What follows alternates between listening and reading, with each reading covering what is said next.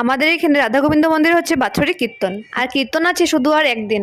আর আমার শরীরে যেহেতু ভালো নেই তার জন্য আমি কিন্তু আগে যেতে পারিনি, আর আজকে একটু শরীরটা ভালো লাগায় তাই ঠাকুরকে প্রণাম করতে তো চলে গেলাম হাজবেন্ডের সাথে।